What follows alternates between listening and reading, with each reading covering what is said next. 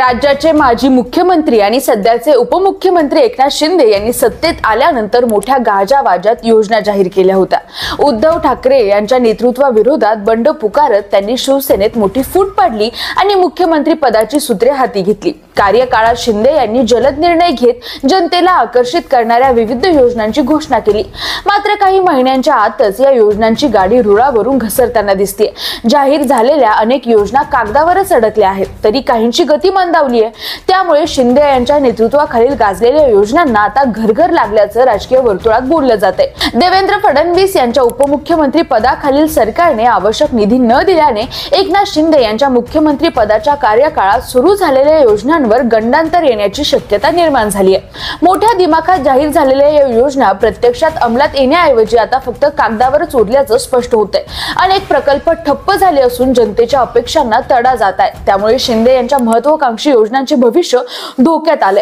आता हे सगळं प्रकरण नक्की आहे तरी काय जाणून घेऊया या व्हिडिओच्या माध्यमातून। एकनाथ शिंदे मुख्यमंत्री असताना सुरू करण्यात आलेली मुख्यमंत्री माझी शाळा सुंदर शाळा योजना यंदा थंड बस्त्यात गेल्याचे संकेत आहेत। राज्यातील शाळांचे आधुनिकीकरण, सौंदर्यीकरण आणि सर्वांगीण विकास या उद्देशाने 5 डिसेंबर 2023 रोजी ही योजना सुरू करण्यात आली होती। 2 टप्प्यात राबवलेल्या उपक्रमात जिल्हा, तालुका आणि राज्यस्तरीय स्पर्धांचे आयोजन करून लाखो रुपयांची पारितोषिके विद्यार्थ्यांना देण्यात आली होती।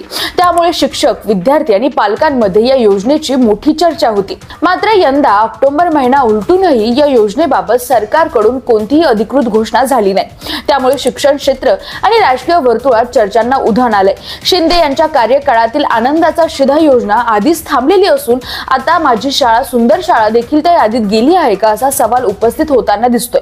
दरम्यान मुख्यमंत्री देवेंद्र फडणवीस आणि उपमुख्यमंत्री एकनाथ शिंदे यांच्यातील शीतयुद्ध या योजनांच्या गतीवर परिणाम करत असल्याची चर्चा रंगल्या आहेत। महायुती सरकारकडून मुख्यमंत्री लाडकी बहीण योजनेला प्राधान्य दिल्यामुळे शिंदे यांच्या काळातील इतर योजनांवर गंडांतर येत असल्याचं बोललं जाते। एकनाथ शिंदेंची आणखी एक योजना बंद पडल्याने शिवसेना ठाकरे गटाचे नेते अंबादास दानवे यांनी एक्सवर पोस्ट करत टोला लगावलाय।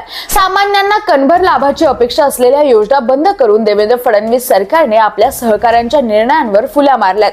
आमच्यातून गेलेले गट प्रमुख मात्र या शब्दावर न बोलता महाशक्तीच्या लाडक्या बुलेट ट्रेनची री ओढताना आपल्याला दिसतील, असं अंबादास दानवेंनी म्हटलंय। शिवाय योजना बंद करणारे हे चालू सरकार आहे। निवडणुकांपुरता या सगळ्या योजनांचा भंपकपणा जनतेपुढे निश्चित मांडू, असं अंबादास दानवे म्हणाले। एकनाथ शिंदे उपमुख्यमंत्री असताना गाजत सुरू झालेल्या अनेक महत्त्वाकांक्षी योजनांना आता बंदीची टाच लागली आहे। आनंदाचा शिधा, माझी सुंदर शाळा, 1 रुपयात पीक विमा, स्वच्छता मॉनिटर, एक राज्य एक गणवेश, लाडक्या भावाला अप्रेंटिसशिप, योजना दूत योजना आणि मुख्यमंत्री तीर्थदर्शन योजना अशा एकूण 8 योजनांचा अंमल थांबवण्यात आल्याची माहिती समोर आली आहे। सुरुवातीला मोठ्या गाजावाजात सुरू झालेल्या योजनांमुळे विद्यार्थ्यांपासून शेतकऱ्यांपर्यंत सर्व स्तरांमध्ये अपेक्षा निर्माण झाल्या होत्या।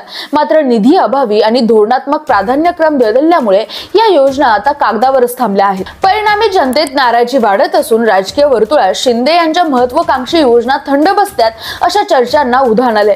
आता हे सगळं बघता एकनाथ शिंदे यांच्या काळातील गाजलेल्या योजना एकामागून एक थांबवण्यात येत असल्याने अनेकांच्या मनात संशय निर्माण झालाय की हे सगळं देवेंद्र फडणवीस यांच्या राजकीय रणनीतीचा भाग आहे की काय। कारण सध्याच्या सरकारने मुख्यमंत्री लाडकी बहीण योजनेसारख्या नव्या उपक्रमांना प्राधान्य दिले। त्यामुळे जुन्या योजना विशेषतः शिंदे यांच्या काळातील दुय्यम ठरतात। शिवाय दुसरीकडे सरकारच्या तिजोरीवरील ताण हा अधिकृत कारण म्हणून मानला जातो। मात्र विरोधकांच्या मते हा मुद्दा फक्त सबब आहे, कारण निवडणूक योजनांसाठी निधी सहज उपलब्ध करून दिला जातोय। शिंदे यांना सतत भाजपच्या आधारावरच सत्तेत राहावं लागतंय हे दाखवण्यासाठीही अशा निर्णयांचा वापर करून शिंदे गटाला कमकुवत दाखवण्यात येते। एकूण काय तर महायुती सरकारमध्ये शिंदे गट आणि भाजप यांच्यातील सत्ता संतुलन नाजूक असल्याने शिंदे यांच्या काळातील योजना थांबवणं फडणवीस यांच्या शीतयुद्धाचा भाग असू शकतो, असं राजकीय विश्लेषकांचं म्हणणं आहे। शिंदे यांच्या मुख्यमंत्री पदाच्या काळातील अनेक योजना आता थांबवल्याने फक्त शासकीय कामकाजावरच नाही तर राज्यातील राजकारणावर सुद्धा याचा परिणाम झालाय। फडणवीस यांच्या प्रशासनावर प्रभाव आणि नवीन योजना प्राधान्य देणे यामुळे जुनी योजना मागे पडली जाते। निधी अभावाला कारण दाखवलं जात आहे, पण विरोधकांचा असा आरोप आहे की हा निर्णय राजकीय धोरणाचा भाग आहे। यामुळे शिंदे गटाच्या सत्तेवर दबाव निर्माण झालाय आणि जनतेसमोर त्यांच्या भाजपवर अवलंबित्व दिसून येतंय। एकंदरीत या योजना थांबण्यामागील कारण फक्त पैसे नाहीत, तर राज्यातील सत्ता संघर्षाशी देखील जोडलेली आहेत।